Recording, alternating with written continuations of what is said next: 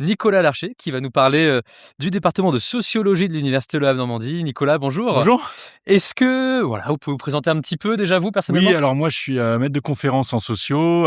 J'ai depuis 2017, ça fait ma 8e rentrée que j'ai fait cette année, et donc je suis responsable de la licence de sociologie. Ok. Est-ce que vous pouvez nous présenter un petit peu plus la licence de sociologie, les parcours? Bien sûr. Alors, licence sociaux, d'habitude, alors tout le monde ne sait pas ce que c'est parce que c'est enseigné dans le secondaire, mais en SES. On a économie, sociologie, un peu sciences politiques. Donc c'est une science sociale, une science humaine et sociale. On peut la définir comme la science des institutions. Donc ça vise à comprendre le fonctionnement des sociétés. Alors les institutions, ça peut être une famille, ça peut être l'État, ça peut être une religion. Enfin, on s'intéresse vraiment à tout phénomène social, donc la vie collective aussi en général, quoi. D'accord. Très bien. Et du coup, voilà, par exemple, si on vous pose la question, un lycéen vous pose la question, moi j'aimerais faire une licence de sociologie, quels seraient, on va dire, les prérequis, mes options, Voilà. en terminale Alors, pour arriver avec, les bonnes armes en bien licence de sûr. sociaux? Alors voilà, ceux qui ont fait spécialité SES sont un peu plus aidés parce qu'ils sont déjà familiers des sujets. Par contre, on est vraiment une licence généraliste ouverte à tout le monde et on recommence depuis zéro. Là où tout le monde est à point d'égalité, c'est sur les méthodes d'enquête. On fait faire des cours pratiques et théoriques à nos étudiants, donc ils sont formés aux méthodes d'enquête. Donc pour ça, il faut avoir une curiosité. Faut pas avoir peur d'aller vers l'autre aussi, d'aller vers les autres. Faut s'intéresser à l'actualité. Il faut aimer lire quand même parce qu'il y a beaucoup de, ça reste assez littéraire comme discipline, même si on fait un peu de statistique. D'accord. Et voilà. Donc c'est culture générale et ouverture, curiosité. OK, Voilà. très bien. Et donc voilà, si, notre lycéen a tous ses prérequis pour arriver en licence de sociologie, à quoi il doit s'attendre en arrivant au mois de septembre prochain, parmi nous? Alors, première particularité à laquelle il doit s'attendre, c'est que nous, on a un système de major-mineur. D'accord. Donc, il va arriver en sociaux. Le premier jour à la pré-rentrée, on va lui demander de choisir une option, soit histoire, soit géo. Et la deuxième année, il va pouvoir choisir en plus urbanisme. Donc, il aura la majorité de ses cours en sociaux, mais il fera aussi un peu d'autres cours. Quand il va commencer, il va voir tout de suite, on aura à la fois des cours théoriques, par exemple en première année, bien sûr, D'accord. introduction à la socio, on va voir les grands auteurs, voilà. Mais il aura aussi des cours pratiques, des cours d'introduction à l'enquête. On va le familiariser avec l'observation, l'entretien, comme on fait maintenant, le questionnaire, voilà. Donc il va entrer dans le jeu directement D'accord. et il va commencer à faire des enquêtes de terrain dès le second semestre, des enquêtes par observation dans son quartier OK. ou voilà. Donc vraiment, dès la première année, on va avoir de la théorie et de Et la de la pratique. pratique, voilà. OK, très bien. Et voilà, c'est pareil, ce lycéen qui arrivera prochainement, parmi nous, est-ce qu'il doit s'attendre à des cours en amphi, des cours en salle? Comment Alors, est-ce que vous fonctionnez au département? on est une petite fac, hein, fac de proximité, comme on dit, voilà, c'est mieux que de dire petite fac. Mais donc du coup, en amphi, ils sont 100 maximum. D'accord. On a vraiment peu d'étudiants. Du coup, il y a 4 groupes de TD en première année, ils se répartissent suivant leurs options. Mais donc, ils sont entre 25 et 30, 40 inscrits par groupe. En général, ils ont quand même des petits effectifs. On a un taux d'encadrement qui est assez bon. Des fois, on peut faire du suivi individualisé aussi à nos étudiants, hein. Et donc, pour l'organisation du travail, alors on leur demande de travailler en autonomie, de plus en plus au fur et à mesure qu'ils avancent. Est-ce que vous pouvez juste vous rapprocher un petit peu Ah du oui, pardon. micro? Merci. Donc ils travaillent en autonomie, ils ont des dossiers de recherche à faire à la maison et tout, mais ils travaillent aussi beaucoup en groupe, en binôme ou en D'accord, trinôme. très Donc bien. voilà, c'est assez varié. Il y a des évaluations qui sont toutes en contrôle continu, par contre. Contrôle continu, Il très n'y a bien. pas de partiel, on a des examens finaux, mais tout est en contrôle continu. Donc il y a un travail qui est demandé régulièrement, voilà, et souvent avec des rendus par groupe. Donc ça les apprend aussi Bien à sûr. se plonger dans le monde du travail après, où souvent on va être amené à travailler en équipe. Et du coup, j'imagine que ce système de contrôle continu, ça permet aussi aux équipes pédagogiques de suivre, Voilà. les étudiants, de Je les pense accompagner tout au long de exactement. leur parcours? Ça, je pense, c'est notre point fort ici. Comme je vous disais, on a un taux d'encadrement assez élevé, hein. Nous, on connaît des étudiants des fois individuellement. On est amené à les suivre. Par exemple, en troisième année, on a quelque chose qui s'appelle dossier d'initiation à la recherche, D'accord. où par binôme ou trinôme ou des fois tout seul, ils vont faire une recherche par questionnaire, entretien, observation sur un thème de leur choix. Donc, ce thème, il va être décidé et choisi avec les enseignants, et ensuite un enseignant va les suivre tout au long de l'année pour mener à bien cette recherche et finir par un petit compte rendu d'enquête. Donc on a vraiment des fois du suivi individualisé qui se met en place, ce qui est important aussi de comprendre, c'est que les étudiants, ils vont construire leur parcours. D'accord. Comme on leur laisse pas mal de liberté dans les recherches, les thèmes qu'ils peuvent choisir, ils se spécialisent petit à petit en s'aiguillant comme ça vers leur centre d'intérêt, et donc il y en a qui vont aimer plus la socio de la santé, ils veulent travailler après dans le secteur social ou sanitaire, il y en a qui vont s'intéresser plus à la socio du genre ou de la famille, et donc ils vont être aussi amenés à faire des stages dans des associations qui s'occupent de ces questions. D'accord. Donc voilà, on essaye de construire aussi les parcours des étudiants avec eux, quoi. Voilà, en fait, c'est ça aussi l'idée, c'est que vous apportez, la théorie, les étudiants vont pratiquer aussi un petit peu Voilà, avec c'est des ça. enquêtes, dans Le Havre avec la Ouais. population havraise, Et même mais au-delà, et même au-delà? on va aussi à Deauville. On fait D'accord, un voyage d'études, ça fait 3 ans qu'on fait ça, là, ça va être la 4e année. Là, ça va être, fin mars. Pendant 2 jours, on va à d'accord, Deauville-Trouville. Donc là, ils font des observations des espaces publics, au casino, on a déjà fait des très bien. observations. Ils peuvent, on a des rendez-vous avec la mairie, on va voir les problèmes qui peuvent se poser pour loger, par exemple, les travailleurs saisonniers, dont certains sont nos étudiants d'ailleurs, Bien hein, sûr. des Havrais qui vont travailler, prennent le bus pour aller bosser dans les hôtels à Deauville, et cetera. Donc il y a plein d'enjeux assez intéressants, les relations entre les touristes, les commerçants, les habitants, et cetera. Donc ils font une enquête de terrain à Deauville aussi. D'accord. Mais ce qui a l'air aussi très intéressant, en Ouais, fait, avec cette licence de sociologie à l'université du Havre, c'est qu'on dirait que l'étudiant va construire lui-même, en fait, son voilà, parcours, va presque le personnaliser. On n'a pas 2 c'est parcours ça. identiques, en fait.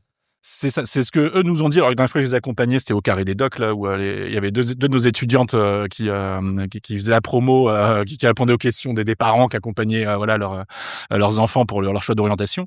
Et elles nous disaient, elles, ce qu'elles aimaient, c'était ça, quoi. Par exemple, donc il y en a une des deux, elle veut faire un master en criminologie. D'accord.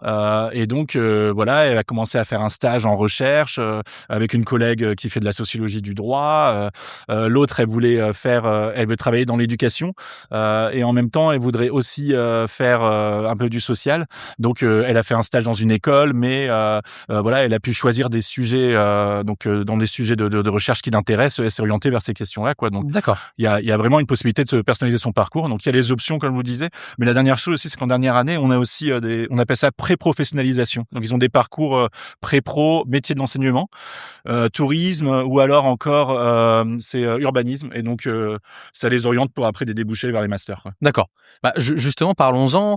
Après les 3 ans, de sociologie au Havre, après la Ouais. licence, qu'est-ce qu'on peut faire? Est-ce qu'on peut aller dans le monde professionnel directement? Est-ce qu'on peut aller faire un master? Quel master est-ce qu'on peut Alors, faire? c'est pas recommandé de s'arrêter parce que on est une licence généraliste, bien sûr, hein, Mmh. ils se spécialisent et tout un peu, mais voilà.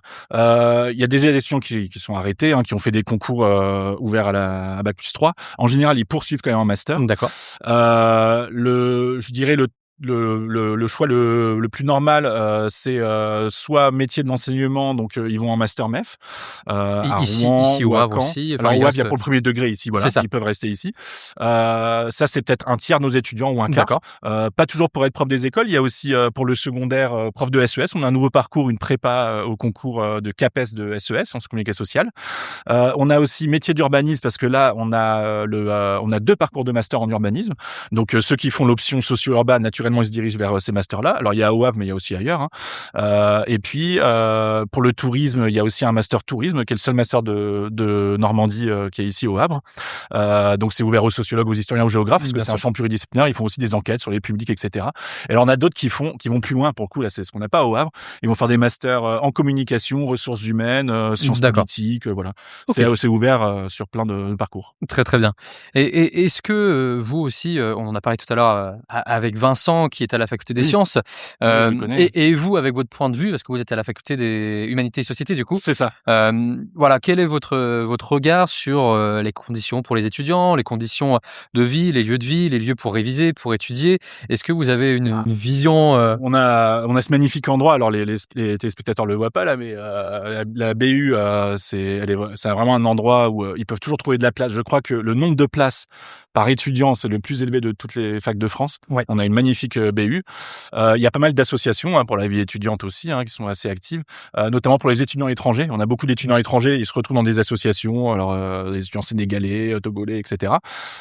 Et puis je dirais que la facilité quand même de vivre au Havre, le loyer est pas cher aussi, donc forcément certains étudiants y trouvent un avantage aussi.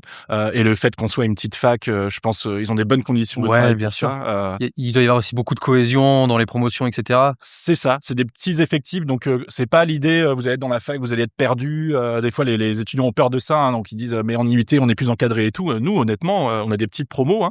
En 2e, 3e année, ils sont une quarantaine. Ils se connaissent bien en général. En plus, comme on les fait travailler ensemble depuis la première année, il y a des affinités qui se créent, il y a des groupes et ils ont des espaces partagés aussi, hein. Les promos vont partager des fois les notes de cours pour aider ceux qui ont pas pu être là et on est humain et tout. Donc quand les étudiants ont des problèmes, ils peuvent pas être présents au cours, passer le permis de conduire ou des problèmes de santé ou quoi que ce soit. Voilà, on essaye de s'adapter. Enfin, le fait qu'on soit Bien à sûr. petite taille, ça nous permet d'être plus souple et donc de s'adapter aussi aux contraintes des étudiants. Alors là, il y a eu des problèmes de transport, par exemple en janvier, la neige et tout. Bien sûr. Voilà, on fait des épreuves de remplacement et tout. Donc on arrive à s'adapter, je pense assez facilement par rapport aux grosses structures. Voilà, pour on essaie que ça se passe le mieux, de les accompagner. Et puis bien sûr, il y a quand même une exigence, hein, du travail qui est demandé, mais on est en général bienveillant et voilà, le Mais conseil qu'on peut donner, c'est tout le temps s'adresser aux profs à l'avance, oui, hein, ils pour sont qu'on essaie de très s'adapter. Voilà, accessibles, on reste accessible en général, voilà. et une petite dernière question, Ouais. peut-être aussi pour les lycéens qui nous écoutent et qui voudront faire la licence, sociologie au Havre. Est-ce que vous avez un conseil à leur donner pour appréhender au mieux leur formation, pour appréhender au mieux la licence? Comment réviser, comment, aussi, lier leur vie étudiante et leur formation? Est-ce que vous avez un petit conseil à leur donner? Alors moi je dirais, déjà de ne pas rester seul, discuter autour de vous, alors, bien sûr dans la promo, hein, essayer d'avoir des relations dans la promo, mais même plus largement, tout au long de leur scolarité. Alors ceux qui vont rentrer, déjà, c'est, pour préparer au mieux, comme je disais avant, s'intéresser à l'actualité. On distribue une brochure d'accueil aux étudiants de L1 où on leur recommande, il y a des émissions de radio, des podcasts, Très bien. il y a, des livres assez accessibles. Il y a même des BD maintenant qui se font, d'enquête sociologique. Donc il y a voilà, s'informer en général pour rentrer comme ça petit à petit dans la discipline. Mais tout au long de leur parcours, il faut vraiment, ne pas rester seul, quoi, se faire, et notamment pour les choix d'orientation aussi. Bien sûr. Je leur dis, discuter entre vous, comme ils se spécialisent petit à petit. Il faut pas qu'ils voilà s'ouvrir le plus de portes possible. Il faut aussi qu'ils puissent envisager, comme c'est une licence généraliste qu'après ils doivent se spécialiser. Il faut qu'ils discutent autour d'eux pour savoir quels projets font leurs Et copains. élargir un peu Est-ce que leurs quel horizons, master, bien voilà, pour sûr. s'élargir leurs horizons aussi. Donc on a une partie des étudiants qui restent là parce qu'on offre des masters ici, mais on est aussi content de les voir après être pris dans d'autres masters à Paris ou ailleurs. Et en général, on a des voilà, je pense qu'on arrive à placer entre guillemets nos étudiants dans d'autres masters. Je pense qu'on les forme assez bien pour ça. Mais ça, c'est à condition voilà, d'ouvrir ses horizons, d'en discuter, de pas D'être rester curieux, seul dans bien ses sûr. études, et voilà. Donc soyez curieux. Soyez curieux, voilà, ça peut être une bonne conclusion, ouais. D'accord. Bah, merci beaucoup Nicolas. Merci. Merci, à Merci. bientôt.